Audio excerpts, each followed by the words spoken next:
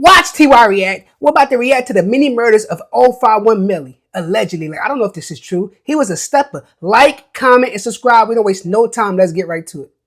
If you want uncut and extended versions of really my videos, go to YN. patreon.com/traplawross. Also, you can now watch And my it's new just drops so crazy on that Spotify, Trap so Lord go Ross search me there. Here's the video. named it 051 this. Melly is one of the most Without notorious saying gangsters allegedly. in Chicago history. Given the nickname the Chirac Gravedigger, Melly is undoubtedly one of the most dangerous people to ever emerge from the Windy City, with rumors of him having caught as many as 15 bodies while participating in up to 43 different hits in multiple overlapping gang wars. Melly was as feared as he was respected. He applied so much pressure to his enemies in the streets that when he finally ended up losing his life, his ops were ecstatic, with many taking to the recording booth to diss this demonic shooter that had been terrorizing them for years. Melly really struck fear into the most seasoned Chicago shooters, with the likes of King Von rumored to have had 7 bodies of his own, celebrating Melly's death with glee in his most famous song, Back Again. While King Von gained a reputation as rap's first serial killer for his alleged 7 murders that he got away with and rapped about, many in the city had already dubbed Melly as the original serial killer of the Chicago streets. The difference is, Melly never released music,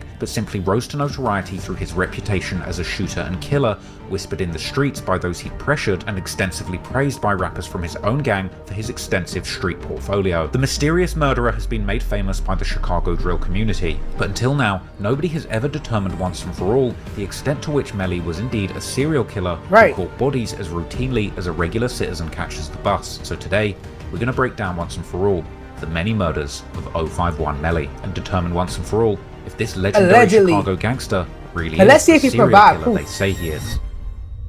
Let's see if he provides proof. About 051 Melly getting compared with King Von and Tay Savage. Like those are the 3 names that everyone's comparing them to. No, you can't compare my brother to nobody. One of the most reckless BDs out here. But I'm BDK. But he BDK. We forced y'all in this shit, bro. We the reason why y'all got y'all name right now. You know that. And y'all the reason why y'all got a name. Y'all got a name. It's never been no killing without killing. They be doing a lot of self-snitching and all that on live. That's crazy. It's crazy because Melly got this reputation. He ain't never even dropped any music, but everybody know him. That's a free dope here in a bond. Freedom though. I'd rather them dead than in jail. But she be tripping a lot, you know. She be upset. Like, she don't be having that much playtime sometimes. You were just saying I'm the youngest in charge out here. I've been the youngest in charge for some years now, you know. You scared of the dark? It's so crazy when you live in like these dangerous cities just lost and artist. The things you got to do to survive is just crazy. So this is like the second time in 6 months. Yeah, it's the second time. And that just get you. And you don't never come back to your parents again. I'm with the nigga that did. He don't want to be on camera though. Hit his ass up right here on Pat. Y'all got that order for news? Chino burger. Chino burger. Just let me a piece. Yeah, Chino burger. That's what they said. I got shot 2 weeks. He is bad. Man. You want me to read you a bedtime story and tuck you in? From 600. I thought that was extinct on Tuka Grade. When he walked down the dark alley, he ain't make it to the other end of the alley. 5 o'clock in the morning, still outside, me and my toy. Who there were the police? Y'all know damn well y'all won't finna catch me. Man, they just killed y'all. Who allegedly killed Melly got charged. I remember that. Like, it was circulating that live. Like, that shit was sad. 4K, 46K. I saw the video. Getting that Melly weight, getting that ring. Go make it. We'll make it to 100 years, yo. I'm gonna be one of the last ones, man. Yeah, you know how to move. Yeah.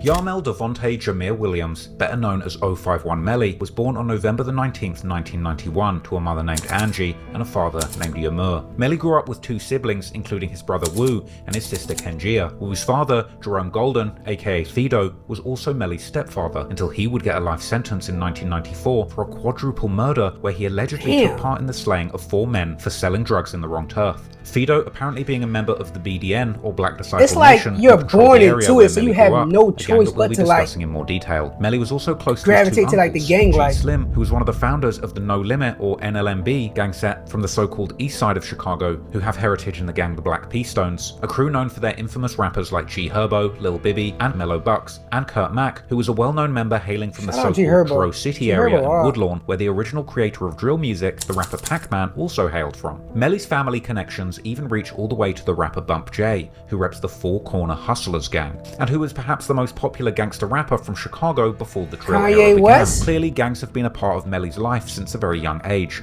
but interestingly, Melly's family connections could have taken his life in a completely different route than it ultimately did. Because while Melly has become known as one of the deadliest rivals of world-famous rappers like Lil Durk and King Von, they actually grew up in the same areas and circles. Melly spent his early years in the Randolph Tower, also known as the Calumet Building. They be or beefing simply the like Met blocks Building, apart. a large That's public housing dangerous. project located at 6217 South Calumet Avenue, only a block away from the infamous O Block, aka Parkway Gardens, which guys like Chief Keef and King Von would later begin to claim. Randolph Tower was known as one of the biggest Black Disciples strongholds in Chicago during the 90s and early 2000s.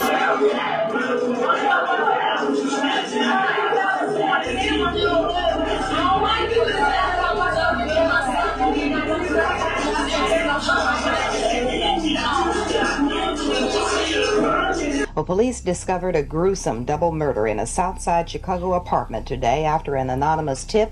The bodies of 57-year-old Jesse Jackson, not of Operation Push, and an unidentified young woman were found murdered at 6217 South Calumet Avenue. Jackson lived in the apartment. The woman in her mid-20s lived nearby. The bodies were tied together with electrical cord, and police say there is no sign of forced entry, and no weapons were found in the room. Until their leadership was indicted for running a corporate-style drug empire in 2004, where dealers were making up to $45,000 a day selling drugs, while other members would guard the building from the roof, even making use of sniper rifles and night vision goggles. And while the gang had their headquarters in the Met Building, or the castle as they called it, they would control the drug trade across a very large area, which included the Parkway Gardens, aka O Block. But besides Melly, numerous people famous within the drill scene grew up in the Met Building, such as Chief Keef, Lil Reese, and even FYB J Mane. Everybody that's out here for real, that's like I don't even want to really. I ain't gonna lie, a lot of stars came from Chicago. Melly, all these big time, they really from 6-17, right? Straight up, like FYB J Mane, 6-17, baby, like you feel me? Like, Reese from that too, ain't he? Yeah, 6-17. Reese my cousin, 6-17, baby. Yeah. Right. Keith, 6-17, baby. Right. All these people came out of the building. Right. 6-17, baby. Capo, 6-17, baby. The legendary GBE Capo. My cousin, yeah, 6-17, baby. For sure. All they had 6-17 babies. They had like, it's just like when the Calumet Building got took down, back when I was a shorty, you know, went to their blocks and that. In fact, J Mane's father was one of the board members of the gang who ruled their operations inside and outside the building. My pops is a man. He from the wow, it's just so crazy how like building, and their world is so small. Like everybody know everybody. 04, and yeah, a lot of them is him as a black family disciple. members. It do hit different when they label Pops as a black disciple, and he went down as one of them board members, bro. It do hit different. One year, my dad was a rich. My childhood, yeah, he ran a certain area from a certain part of Chicago, from the state to the lake. That's what I read in the paperwork on for them grade. Like I say, I ain't here putting it on Pops and do it different. The Randolph Tower was eventually demolished in 2006 as part of the Chicago Housing Authority's plan to get rid of almost all of the large public housing projects in the city. But at some point, Melly's family moved to another address in the same neighborhood, located near 59th and Calumet. This area eventually becoming known as the turf of the Set 600, who would later become Melly's worst enemies, as Melly's brother Wu would later recollect during his DJU interview. I'm saying, like, we stayed there. I used to have to walk out there with my sword. Like, that's how we came out there with the sword. On 59th, that's what it was, you feel me? Like, I was in their hood, I lived in their hood, like, I walked from there, I used to walk from 59th to the 51st through the park, like. Damn. You feel me? Yeah.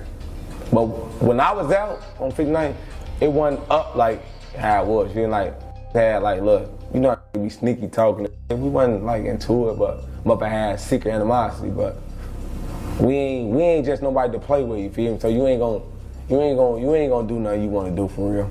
Right. And that's just what it was. Okay, cool.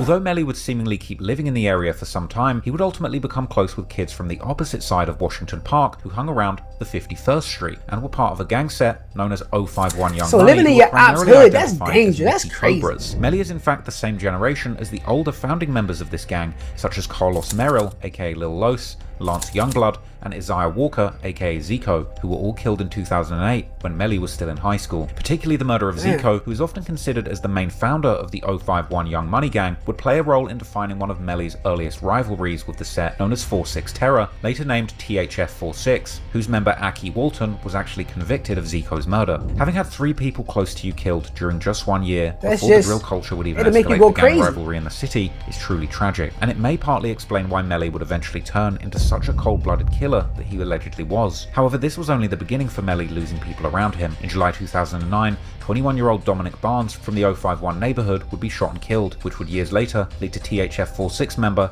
and Lil Durk's good friend THF Bezu getting charged for the murder, but he would end up beating these charges. Bezu himself would allegedly almost be killed by 051 in April 2011 when 18-year-old THF-46 it's like a affiliate whole Quentin Turner, cycle. aka Quint, You was crying, killed in a now you triple want them to shooting cry. where Bezu was also hit. It's like Years go later, back and forth. Melly It's would a bring cycle. up this incident It's a while on sad Instagram Live with daily Bezu cycle. after Bezu would claim that Melly and other 051 members were all good kids until THF forced them to hop in the streets by applying so much pressure. Hey, Melly, who forced y'all in?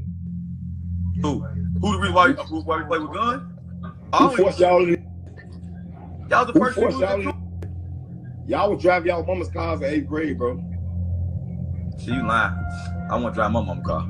I want to drive. So say they literally like think they talking in codes and basketball players. Keep it you know real. not saying nothing without saying something on live, but like people not dumb. Like the cops, the fans, everybody is reading in between the lines. The mama's boys, man. Y'all drive y'all mama's car in 7th, 8th grade, bro. We say forced that. y'all in this, bro. We the reason why y'all got y'all name right now. You know Being that. killers, You being say in y'all the reason why we streets, you got should it. not be on Y'all the reason why live. y'all got a name. We got y'all. You know, got a talking name. about what's going on. It go both ways. No, it go both ways. If we We finna can start get this back on to here, that. I don't even give a damn. You want to start this on? It's gonna go both ways. Nah, we been to It's never been no killing without killing. We gonna keep it real though. We've been into it y'all since 07, bro. That's crazy. Yeah, right. But it's never been no killing without killing though. We ain't gonna. I'm saying say what year somebody died from our block? You said what year? For sure. You go get killed in 08. I'm I ain't gonna lie, the fans or the cops probably like this. They probably was like this watching these lives, like Birdman. What? 10. It ain't having back to back. This somebody down at 10 right there. Then you get shot then? I got shot at 11. All right, well, I got 11. You got shot shot, right? Yeah. You got shot and then somebody checked, right?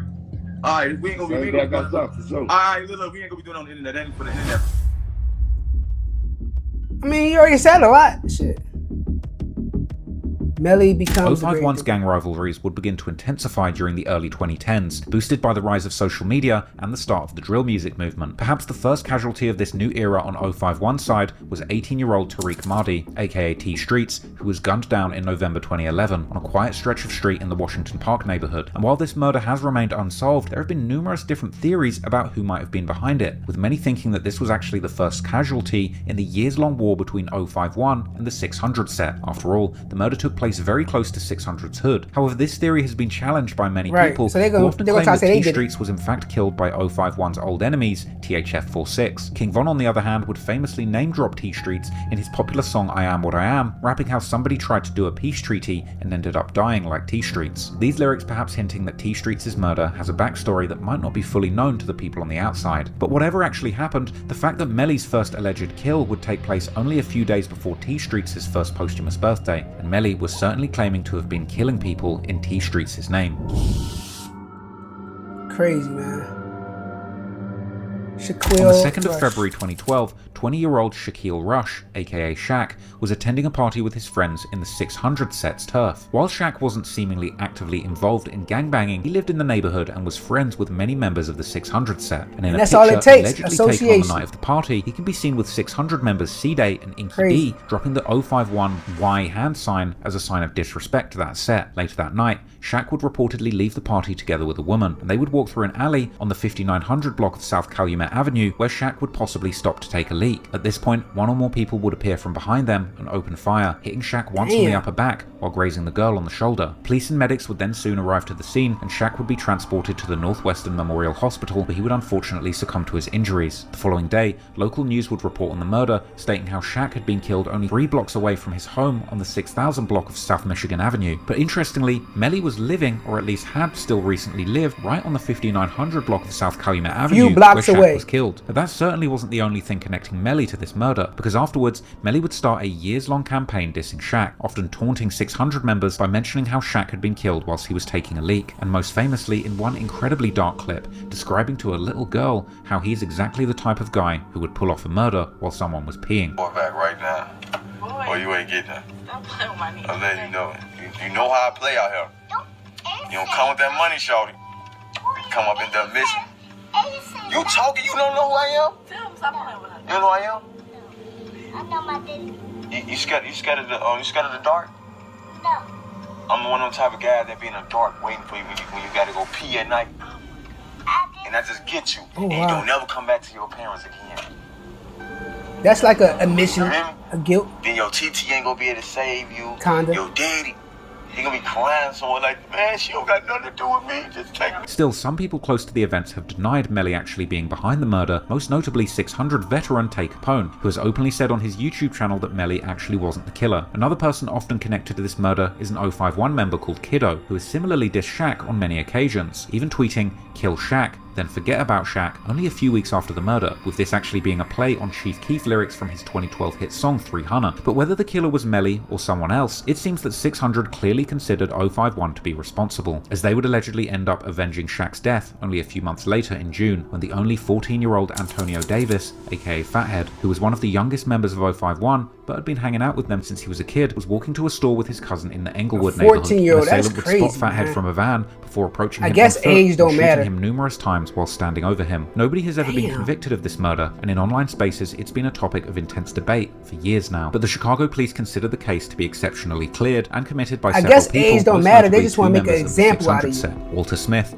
aka S. Or they wanna do you Ely, worse than what aka they- what happened to as their well as a member of people Lil Durk's Lamron set named Marvin Riley, aka OJ, who the police claim to have been the trigger man based on Fathead's cousin's description of the killer. Only a few days after the murder, Melly would once again begin to taunt 600 members, openly bragging how his set had killed Shaq, while claiming that 600 couldn't say they had killed anyone from his set, perhaps referring to OJ being the one who actually killed Fathead. On the other hand, Fathead's brother has seemingly put the blame directly on C-Day, who's also known by the nickname 22 Shots, writing on a tribute post to Fathead how he's 622K or 60022 killer. In any case, the murders of T Streets and Fathead launched a years-long still here rivalry, watching which wasn't just my limited reaction to to tit this, for I tat killings appreciate between it. 051 Stay and 600, tuned, man. but would become Thank part you. of a larger war in the South Side between 051 and their affiliates, and numerous majority Black Disciple sets affiliated with 600, like O-Block, Front Street, Lamron, and of course THF-46, who had already been at war with 051 for years at this point. 051 would allegedly avenge Fathead's death in November 2012, killing a 19-year-old named Trey Henry, aka Trix, who was affiliated with 600. This was followed in June 2013 with the murder of 19-year-old Robert Allen, known as Lil Rob, or Beto, from the Lamron set. These murders have remained officially unsolved, but 051 has heavily claimed both, with Melly too implying that his set was behind these murders. Although Melly himself isn't often directly connected to these murders in online rumors, regardless of who had done what, 05 weren't done killing, and in September 2013 they would strike again, killing 17-year-old Leonard Anderson, better known as the up-and-coming rapper LA Capone from the 600 set. This was a devastating blow for 600, as LA was considered their most promising rapper, who had become increasingly close with other rappers in the community, like Lil Durk, who at this point had already signed a major deal with Def Jam Records and was rumored to have been in the works of helping LA Capone land a major record deal for himself as well. He kept telling me that he's supposed to be meeting T.I. So flying to Atlanta with Dirk and meeting T.I. and like that. This what he used to be telling me. Like I know that hurt, man. You coming up, your homeboy getting some motion with the music, he just get killed.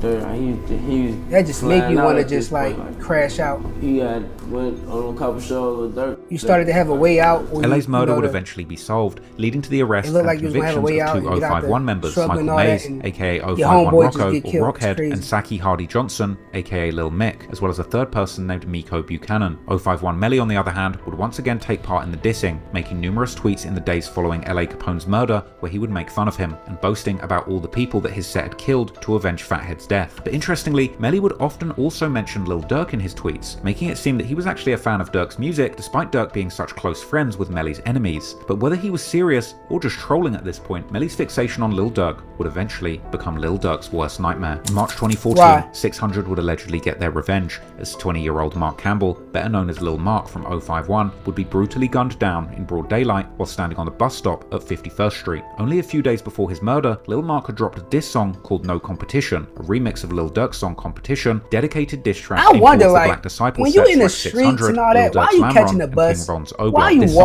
walking? made Lil Mark the #1 target in the streets, and it wouldn't take long before those who Lil Mark had dissed would be claiming his That's murder, sad. with particularly D Rose from 600 and King Von from Oblak starting the dissing only hours after Lil Mark's death. But this time also Lil Durk, whose song Lil Mark had remixed just before dying, would decide to take the dissing to a whole new level, actually filming himself at the very bus stop where Lil Mark had been gunned down, telling people that he was in a very famous place, along with the caption 3THFTP, this being a member of the THF46 set who actually made an It's like entire they're song walking, dissing Lil Mark, catching the titled bus. Stop. Bus stop, man. Hey, this bus stop right It's here. probably because they feel like, oh, nobody gonna do This is nothing a to real me. famous place, They're not man. gonna try me. This is a real famous But you place. can't B. think Hey, like that. Bus stop is a real famous place, B. I ain't gonna lie to you. You know what I'm saying? Free my nigga T. In online theories, this video is often considered to have perhaps been one of the biggest mistakes that Lil Durk has ever made, because while Durk was already a famous rapper, traveling all over the country, making it very hard for his ops to catch him, it seems that 051 Melly, after this video, would make it his mission to show that in the streets of Chicago, he was the one in charge, and that everyone close to Durk that still was in these streets would not be safe. Moreover, Melly had become close with Durk's old friends, as Durk and his OTF crew had a falling out with the rapper King Louie and his Mubu crew in the summer of 2013. This all came out after a fight would erupt between Louie Mubu hard and too. OTF, together with Chief Keef's Glow Louie's Gang, hard. while they were performing in Iowa.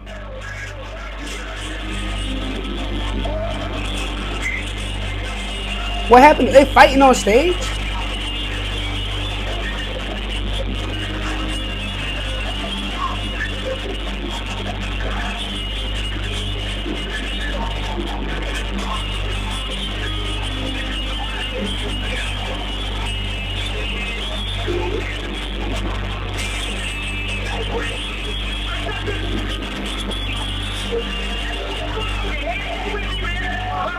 Damn, that's crazy. After this scuffle, Melly would become increasingly close with the Mubu crew's most infamous member, Mubu Crump, who DJ Academics would famously nickname the Chirac Scorekeeper due to Crump's deep knowledge about the city's gang law and his propensity to partake in online drama. And now we're talking about the Chirac Scorekeeper. Now, if you don't know who that is, a lot of people have asked, who is a scorekeeper? Now, the person that's known as a scorekeeper is this individual that's known as Crump. Now, apparently, he's with the shits, he's a savage, but most Shout out to notably, Academics. he's known for retelling hood stories on Twitter. And not only that, awarding victories. evolved now, he in, usually like, tells or keeps track of you can who only the f- respect is up, who's down, where who's Academics tied, is who today. hit a buzzer beater, who hit a game-winning three. He's keeping up with. But back So in if you those wanna know days, who the war in Joe, Chirac, this is the guy to you had ask. the Crump other white previously dude, I been forgot very his close name. with I'm gonna think Durk about it and and let seemingly y'all ready know. to crash out for him at any moment, but now he was one of Lil Durk's worst enemies, and with Melly's notorious trigger finger and Crump's infamous Twitter fingers working in tandem, things were about to get very dark for Lil Durk. Damn, the murder On the of... 31st of May 2014, only a few months after Lil Mark's death, Durk would be out in Chicago, driving around with his cousin MacArthur Swindle, who was known as Lil Durk's new rap prodigy, OTF Nunu, or Newski. They would stop at a strip mall on the 700 block I of think they East said that was his 87th Street, and Durk would go to visit one of the manager or stores, while something. Newski stayed back and waited in the car. At around 3:20 p.m, while Durk was inside the store, someone would suddenly approach the car, opening fire at Newski, who would attempt to drive away from the situation. Unfortunately, he'd already been hit numerous times and would crash his car into a nearby storefront window before succumbing to Damn. his injuries. Someone at the scene would even capture the moment of Lil Durk seeing his deceased cousin and breaking down, which his ops would later post on social media to mercilessly troll him. Newski's murder remains officially unsolved, but in online theories, Melly has always been one of the main suspects. Only about an hour and a half after Newski had been killed, Melly would simply tweet a bunch of laughing emojis with no further context. This will be followed by another tweet of Melly saying that he had heard that somebody was looking for him, and yet another tweet, this time clearly referring to the shooting by posting a bunch of emojis depicting a person running and shooting. Damn. The following day, Melly would start making fun of Newski more directly, laughing at someone commenting on the news story about about the incident, and he would also make a tribute post to Fathead and Lil Mark, saying how he wished he could see them again, but that he has to continue turning up for them in the streets. Crump, on the other hand, had been going back and forth with Newski even before his death, with Crump calling Newski a fake gangster, and not long after Newski's death, Crump would let his infamous Twitter fingers loose, dissing Newski for being an internet gangster who had been talking tough online, but now would face the real consequences. But Crump wasn't satisfied with just tweeting, and eventually, he would even post a video of himself at the murder scene, even saying how he was there with the very person who killed Newski. He doesn't want to be on camera, which many have taken to be an obvious reference to 051 Melly. Them left Newski. But why I do that? All they gotta do is right here. Go to those. The cops can just go to that place, tell them the time, shoes. Y'all see watch the cameras and see who was with him. Play me up here on Folks in this building be on the news. I look like Newski. Hit his ass up right here on Pat. I'm with it. They did. He don't want to be on camera though. Hit his ass up right here on Pat. Hey, fuck my boy up. Right here, you feel? Historic events. Y'all know I'm gonna bring y'all around this shit. Historic events. Wish you would play with me, boy. I look like Newski. He ran into this though. He ran into the children's place, died like a bitch on Pokes now. Goof. No, but do I look like Newski? Lil Durk was obviously heartbroken by the loss of his cousin, but this would be only the beginning of 051 Melly's campaign to torment Lil Durk. Later that year, Durk would actually come face to face with Melly, as the two would run into each other during a meet and greet event for the rapper T.I., where Durk was together with his OTF crew, while Melly would arrive with King Louie's Mubu crew. This would lead to a major scuffle between the two crews, requiring the police to break things up. At least at that event, no shots was fired. But it is dangerous. Like you gotta make sure like groups and crews and people who beefing is not in the same area. Like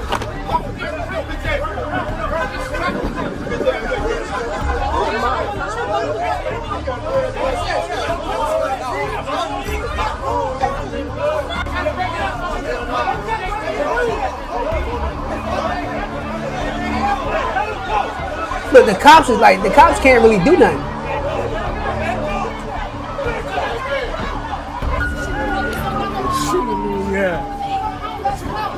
They probably had to call the whole precinct. Check it out. Check it out. Hey, bro, the police said, come on, bro.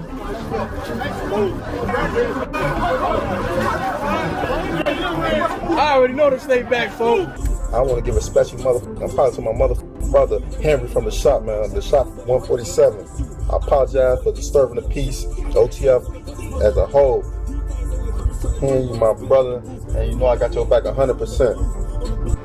Talking about a nigga choking me, man. What the f going on, man? You already know we can fight head up if you want to. We can shoot it out on you goof ass move, boo, man. You talking about Crump? Why the f was you running? Wrong with you, Louis too, man. Crump and Louis. Afterwards, Melly would troll about the incident on Twitter, saying that Durk had panicked after seeing him and had failed to do anything to him before their crews got into it, perhaps subtly implying that Durk should have at least tried something given what Melly had done to Newski. But unfortunately for Durk, Melly had zero intentions of keeping the beef only on the internet, and less than a year after Newski's murder, he would allegedly strike again. In the early morning hours of the 27th of March 2015, Lil Durk's manager, OTF Chino, real name Uchina Aguina, was sitting in his car outside a fast food spot on the 8400 block of Stony Island Avenue. After having taken part in a meeting with basketball star Jakeem Noah about their anti-violence campaign earlier that evening, then, just like in Newski's murder, an unknown assailant would suddenly walk up to the car, open fire, hitting Chino multiple times. By the time an ambulance would arrive to take him to the hospital, he would end up being pronounced dead on arrival. Afterwards, Mubu Crump would do what he did best, shooting another video of him visiting the death site and trolling Lil Durk, asking the cashier at the food store if they had an order for Newski before trolling. It's like doing that, trolling, it put a major target on your back. But I guess like people want that because they want it, like they want you to try it so they can make an example out of you or try to make an example out of you. Y'all got it? They ready? Oh, thank you.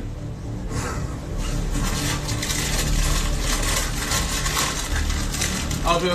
What's up? Y'all with that OTL case? Oh, man. Hey, this motherfucker bogus as hell, man. Y'all, this shit ain't done, man. Y'all put this shit back on the grill, man. This disgusting, man. Get this together, man. For real, this bogus as hell. Only about a week after Chino's murder, one of the founding members of the 600 set, called Lil Boo, real name Jerome Anderson, would also reportedly be gunned down by an assailant getting around in a gold-coloured car. A member of 051 called Ario, real name Arius Fitch, would be arrested as a suspect in the case later that very same day, but many have also rumoured Melly to have been involved in the case, particularly as Lil Boo's sister would later diss Melly after his death, telling him to say hi to his brother in the afterlife. Yeah. Following Chino's murder, Lil Durk has been rumoured to have placed a $150,000 bounty on Melly's head, which, while unproven, may not be far-fetched given the murder-for-hire charges that Lil Durk is currently locked up for. This would allegedly lead to a young member of the THF-46 set called Raheem, who was only 15 years old at the time, to try and hunt Melly down a few months later in May, actually catching him and other 051 members on the 6000 block of South Wentworth Avenue and opening fire at them, hitting Melly in the head and foot, whilst also hitting others, including Lil Boo's alleged killer Ario. All victims would be taken to hospital with serious injuries, but miraculously, nobody would die in the incident, and afterwards, pictures were posted online showing Melly with crutches and a cast on his leg, while he would also jump on Twitter and let everybody know that he wasn't shaken by the incident one bit, as Melly's brother Wu would also later tell Zach TV. Hey, I got two brothers and they know it. Hello. Check it out. Yo, Melly, that probably only made him worse. That probably only turned him up 100 times more. Shout out to Zach one time. Getting shot in the head. All the time, free roll. And rest in peace, Zach TV. I used to watch him a lot too. They be lying, man. We doing out there. Look, catch me her. Go ahead, shot one shit y'all did, boy. Hey, no, shout out. He really straight off that head shot.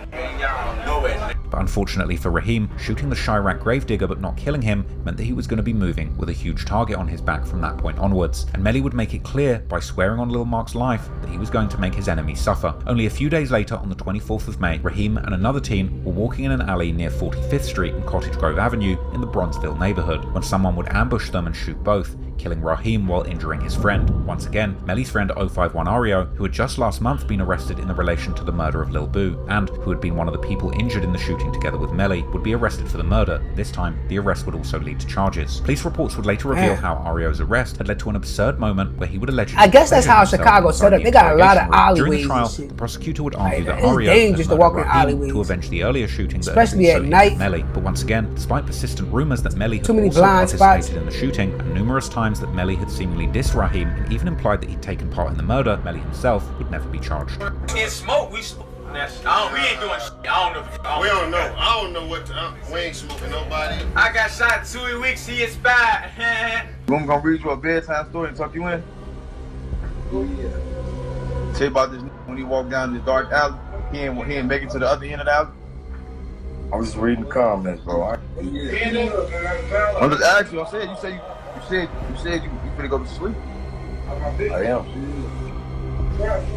And I said, and it's just so weird because they would literally talk on live and all that like they're cool and friends. They just have a casual conversation and just, I don't know, that's crazy. It's a story. Why you never heard of it? Why you wasn't there? Of course. I've heard of it.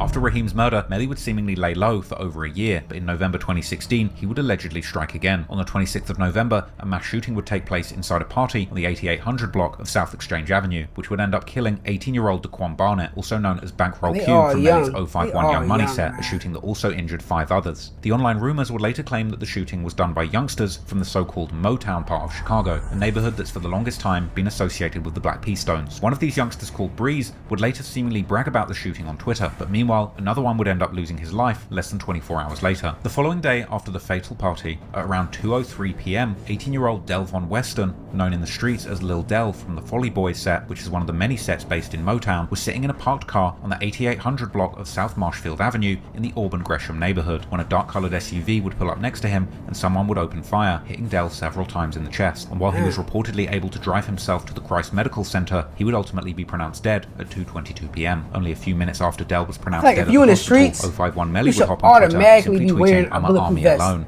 followed by "right back," as if he was celebrating. No matter what, you go outside, you got to vest. This was followed by a tweet saying, "Finna go change my clothes," that he would post together with a video showing himself sitting in a car while talking to a person, who would show a gun to the camera before seemingly saying how they had got someone or something.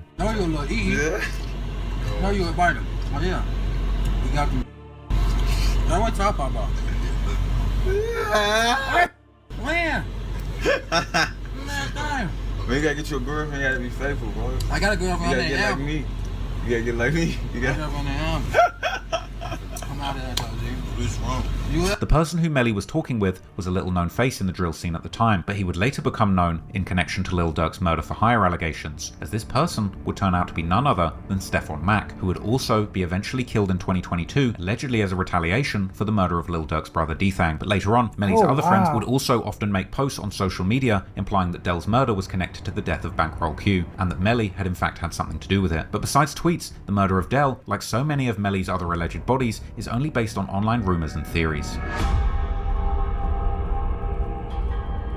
It's crazy how things be coming back full circle. In 2017, Melly would allegedly commit a murder that would almost get him caught. On the 13th of June, at approximately 10:30 p.m, residents on the 5000 block of Drexel Boulevard would report gunshots, and in the building's gangway, 22-year-old Dandre Smith was found lying dead, his body riddled with bullets. The investigators would eventually learn that Dandre, known in the streets as Lord Dre, was a friend of 051 Melly, and on the day of his death, he had been asked by Melly to participate in the robbery of a drug dealer. However, this robbery plan was allegedly just a ruse to get Dre to meet Melly, who he might have known deep down was out to get him, as Dre would allegedly text his brother to let him know that he was with Melly in case something happened to him. Melly and a woman named Tiara would then allegedly drive Dre to the building on Drexel Boulevard before Melly would shoot him in the gangway. But why would Melly kill somebody who had supposedly been his friend? Perhaps they'd had a falling out recently, or perhaps for a much darker reason. Because if the investigators are to be believed, the reason had a much more sinister explanation, as Melly had allegedly learned that there was a $12,000 bounty that had been placed on Dre's head, which was money that Melly needed to bond out his brother Wu, who had been arrested 2 days earlier on weapons charges. In fact, Melly and his brother Wu would even allegedly have poorly disguised coded conversations about the murder plot on recorded phone calls while Wu was still in jail, while a witness would tell the investigators that Melly had tried to claim to her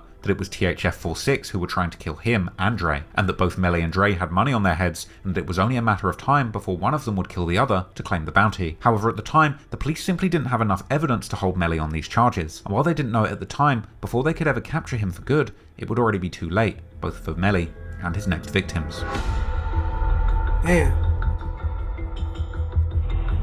At the end of 2017, Melly's good friend Mubu Crump would be released from federal prison after he'd been locked up for about 2 years. 39, he would get too back old. onto the streets He was too and old to online be like and do what he does best. Troll, even dropping a in the song dissing streets Durk and and doing his the crew stuff he was titled doing. OTFK, where he would diss numerous gangs and sets like THF-46 and Lamron, as well as dead people like Newski and Chino. Crump would keep disrespecting his ops, perhaps thinking they had all gone Hollywood together with Lil Durk, but unfortunately for Crump, there were plenty of his enemies still left who were willing to show him that he wasn't the only tough guy in the city, and that even having a top shooter like Melly around couldn't save him. In the early morning hours of May 25th, 2018, Crump and Melly were attending a party on the 6800 block of South Morgan Street, only a few blocks away from Lil Durk's Lamron set's hood. While Crump, whose real name is Ronald Crump, was standing outside the party with another man, a car would drive by and someone inside would open fire, striking both. Crump would pass away from his injuries, but the other man would end up surviving after a surgery. Now, there's been many rumors about that second victim, with many claiming that this person had in fact been Melly himself and that he had actually been the main target. But while Melly seemingly was in the party, he would deny having been the second victim while on an Instagram live with Durk's good friend and OTF affiliate Bezu from THF-46. If I was there, it wouldn't go on.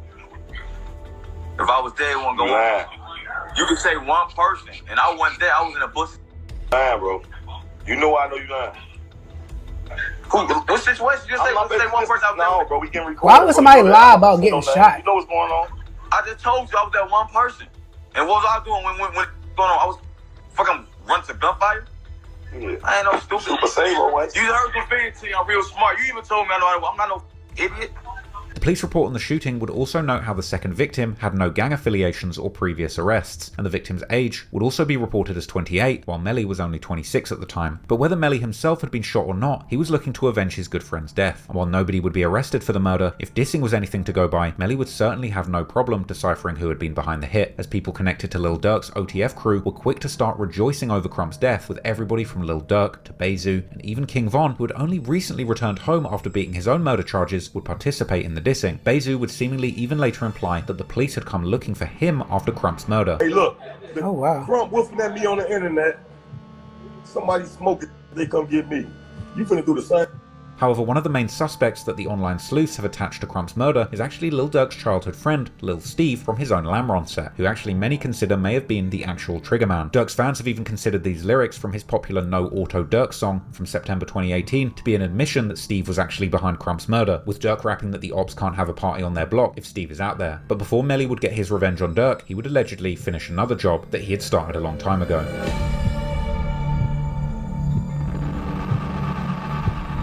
All these young black men. A few months after Crump's murder, 19-year-old Tyrone Marshall was hanging out with a friend on the 4000 block of the South Calumet Avenue in the Bronzeville neighborhood. Tyrone, known in the streets as TY, was also known as an aspiring rapper, but Melly would have a more personal connection with him, as TY had been a friend of Lil Del, whom Melly had allegedly killed as revenge for the murder of his friend Bankroll Q. Moreover, TY had allegedly been present during Bankroll's murder. At around 3:27 p.m, while TY was leaning on a car and talking to his friend, another car would pull up, and someone from the inside would fire shots, hitting TY in the head, and he would later be pronounced dead at the hospital. Interestingly, this time, a witness would actually recognize Melly as the shooter, but once again, the police would be too slow to act, and before they were able to gather enough evidence to catch Melly, it would already be too late. Even with the most conservative estimates, Melly had now gotten away with several murders, but he wasn't done with his revenge campaign before he would get back for the murder of Crump, and only about 2 months after TY's murder, he would get his opportunity.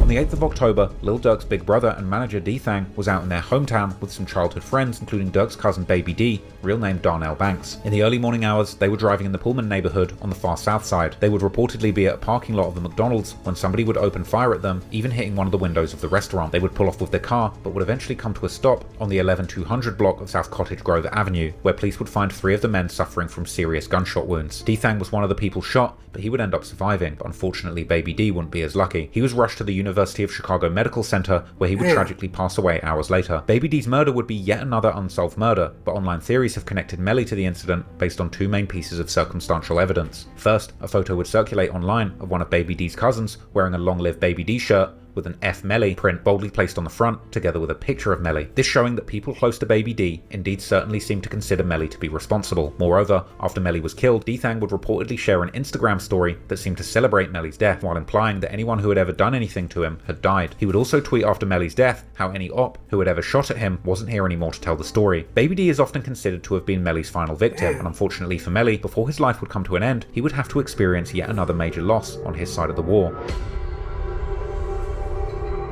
I ain't gonna lie, Trap Lord Ross did his thing with this On the 3rd of January documentary. 2019, Melly's good friend Mota, real name Wilbert Morris, was driving with a friend called Side, real name Marcus Clark, on the 5000 block of South Indiana Avenue in the Bronzeville neighborhood, when someone would open fire at them shortly before 1 p.m, hitting one of them in the chest while the other one in the face, killing both at the scene. Mota and Side were from Jaro City, a set who were at the time very close with 051 Melly's 051 Young Money set, the two even sometimes going by the connected name YM Jaro. And personally, Mota was one of Melly's closest friends, his death clearly being one of the toughest losses that Melly had faced in the streets, with Melly swearing that one day he would make those people responsible cry like he had. And once again, if dissing was anything to go by, the usual suspects close to Lil Durk's OTF would begin taking shots at Mota and Side. This time, OTF's younger generation would take the charge, like the rapper Moowop, who would preview a song on his Instagram where he would diss FBG Dark, whose murder he would eventually be convicted of being part of, as well as dissing both Mota and Side with a slick double entendre.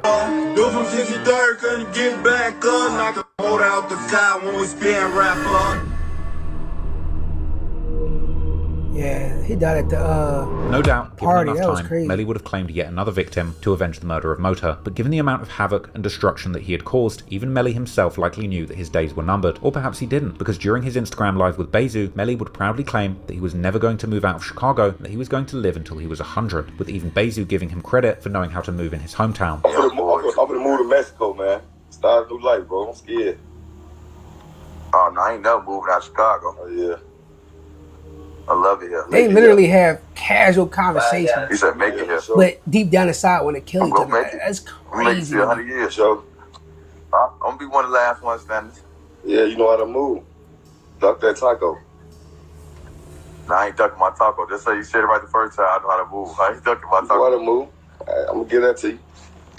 Perhaps Melly could have ducked his main enemies like the OTF until he was an old man, but the problem was that Melly had made so many enemies that even he probably couldn't keep count of them all. And so on his last day, Melly would be right where he was comfortable at, attending a party in the hood of Gyro City, only a few blocks away from his main enemies like 600 and O Block. As mentioned, Melly was close with Gyro City, but unfortunately he had also made some enemies amongst the set, because according to later police reports, a witness would reveal that Melly had shot up the house of a Gyro City member called Lil Daryl, real name Daryl Rhyme, which was possibly a retaliation for the fact that Daryl might have been telling on Melly in the murder investigation of Lord Dre. These events would lead to a fateful moment in the party, where Melly would allegedly run into one of Daryl's friends, called 007 Nate, just as one of the partygoers was filming a video, capturing the chilling last moments of Melly's life on camera.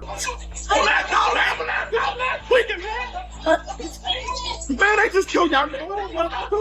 The police would later check the security cameras of the building, seeing that 007 Nate, real name Nathaniel Hicks, had arrived at the party around 12:30 AM, and at one point he'd even posed at one of the security cameras with his gun, before then allegedly shooting Melly at around 2:45 AM and then running out of the building. Nate would then be identified as the shooter by multiple witnesses, and he was eventually even caught a few days later with the murder weapon still on him. But despite all of this evidence, the state attorney's office would ultimately refuse to prosecute Nate due to the witnesses' refusal to cooperate. In the end, just like Melly had seemingly escaped justice so many times due to the no snitching code that rules the streets, ultimately this code would also make sure that Melly's family wouldn't be receiving any closure after his death. And no doubt, considering how much the Chicago police knew that Melly was terrorizing the streets and taking people out, perhaps there was some sick satisfaction for the cops in just not making an effort to get justice for one of the city's most demonic killers. Ultimately, 051 Melly left one of the most shocking legacies in the cops probably felt like, let them kill each other. Assassin bordering on serial killer, with at least 8 rumored murders attributed to him online, and perhaps even more that the internet doesn't even know about. Melly didn't rap a single lyric, but he became famous off the back of his reputation that echoed through the lyrics of more focused and famous Chicago drillers who survived and made music. His dark legacy lives through these songs, the IG posts, Reddit posts and comments, and YouTube documentaries, painting him as the so-called gravedigger of Chirac. But at the end of the day, Melly's story is truly one of a tragic waste of life. What did he really achieve? There's nothing cool or fun about terrorizing your community and taking the lives of promising young people who could have all been doing something better. It's like with if their you time. grow up, Melly if was you grow up clearly into terrorizing it, Lil Durk and the OTF and you the can't PHF move, crews. you ain't got While the it was money, other people who ultimately you had damn the near last have laugh, no there's no winners option here. but There's to nothing survive cool about and, being the you know, do biggest your demon thing. or the biggest killer from your neighborhood. And despite his fearsome reputation as an untouchable killer who everyone was scared the of, outsiders looking in can say all we want. Oh, why you do that? You could have did this. You could have did that. And losing his life We don't know in their an incredibly situation. unremarkable way that was far from heroic. So, if there's a lesson from this story, it's that there really are no winners in the streets, no trophies for being the top killer, just a shortcut to an early grave and a very big list of sins to answer for when you do reach whatever comes after life. So I hope you learned something from this story and can go and do something positive today. Thanks for watching. Peace out. Damn, that was crazy. What did y'all think about that? Like, all these black men lost their life, man. It's truly sad. But I got another channel. It's called Beyond the Words. I'm going to link it in the description over there. I have interviews with people. I talk to people with interesting life stories and so much more. Y'all go over there, watch the videos, like the videos, comment on the videos, and subscribe. I appreciate it. But what's y'all thoughts on this video that I just reacted to? Y'all let me know. But like, comment, subscribe. I'll see y'all in the next one.